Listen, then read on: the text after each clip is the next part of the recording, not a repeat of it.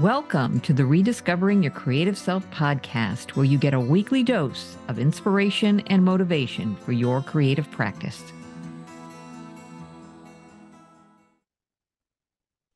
Creating an experience.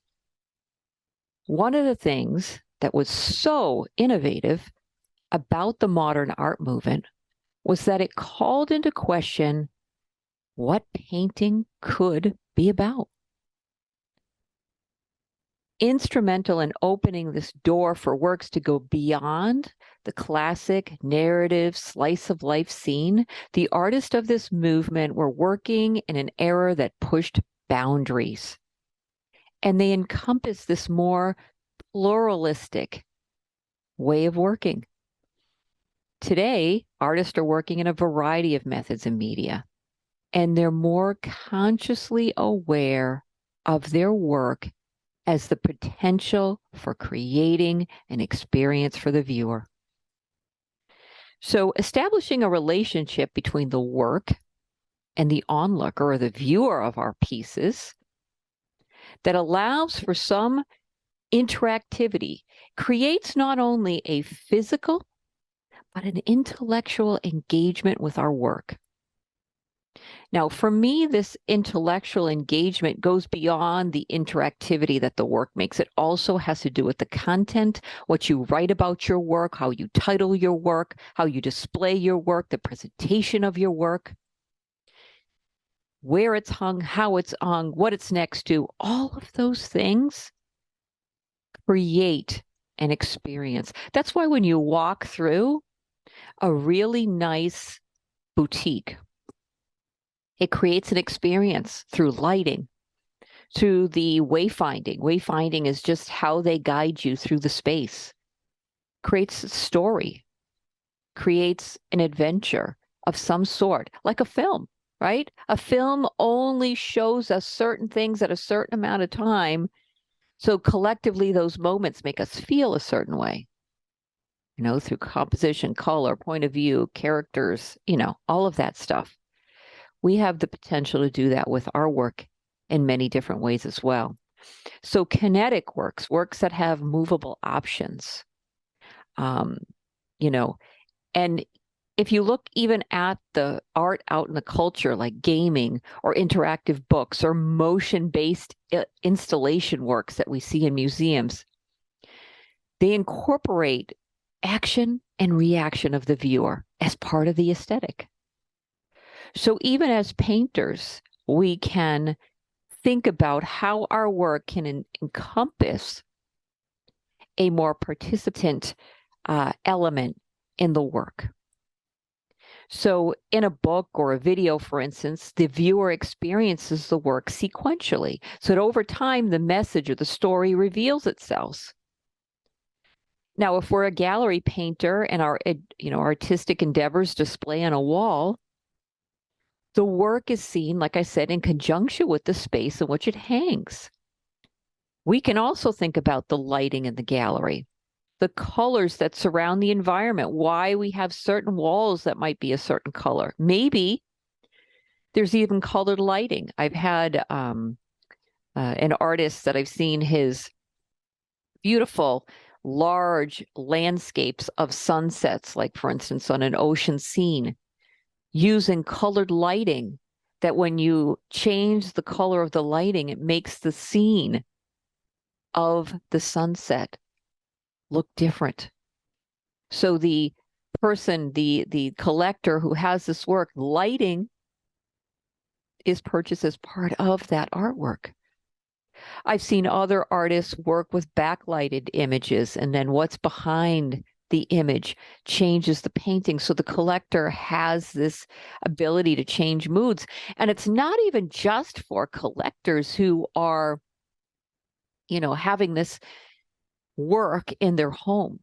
I'm seeing large brands use it for trade shows. They use it for their interior space of, their corporate offices to change mood. I see airports putting art in certain lighting and adding sound elements as you walk through that space to relax people. in a very chaotic environment. So creating an experience is been around for a while. It's just how you choose to use it. And I want you to be aware, that it even exists. So everything, like I said, the colors, the lighting, the environment, the layout of the space, the vantage point in which the viewer can see your work, all of these become part of that visual experience.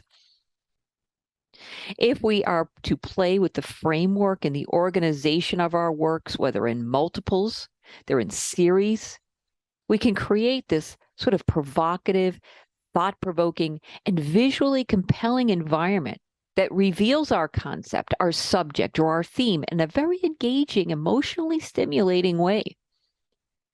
Multi-dimensional, multi-paneled work presented in a series, each open the door to a unique pictorial experience. It takes the viewer on this imaginative, intimate journey through the eyes of the artist. Whether you are creating a new media work or a three-dimensional piece of work or a two-dimensional painting, the viewer and how he or she experiences that work is something to consider.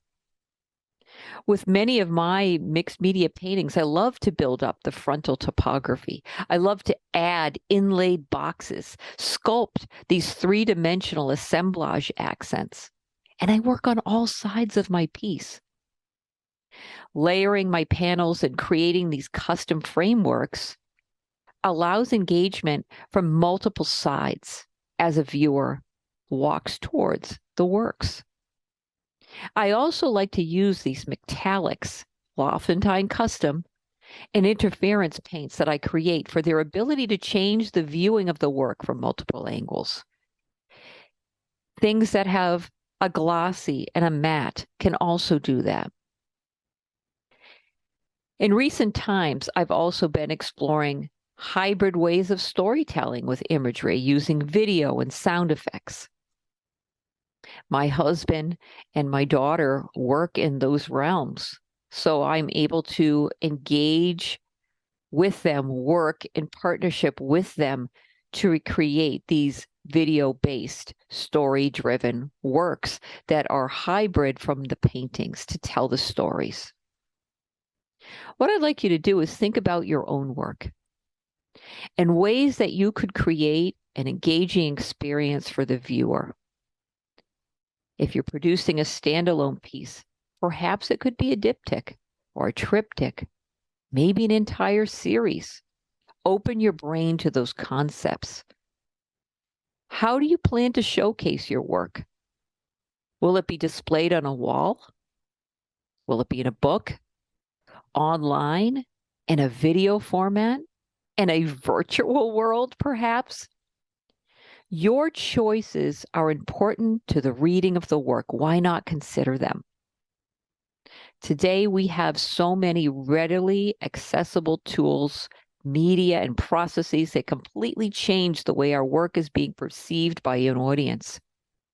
As artists, we need to be open-minded about these possibilities, okay? Narrative works can be seen in a series on a gallery wall, a book layout, a video presentation, an online experience. And there's so much technology for storytelling. Augmented reality targets, virtual reality experiences, adding QR codes that link to interactive gaming and web enhancements, and so many other forms of technology that are enhancing our ability to transport ever further into this imaginative realm. So be open, go forth. It's a brave new world, but most importantly, grasp that brave new world as an artist and use it, harness that power that we have to enhance our creativity in some way. Go forth, and as always, create from the heart.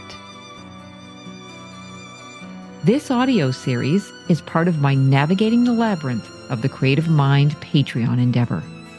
The site uniquely intermixes self-reflection and personal storytelling with exploratory mixed media techniques and expressive approaches to art making, elevating the creative consciousness and guiding each person on his or her own path to discovering the creative spark that resides within. Check us out at www.patreon.com/Lisa L. Cyr, and that's spelled CYR.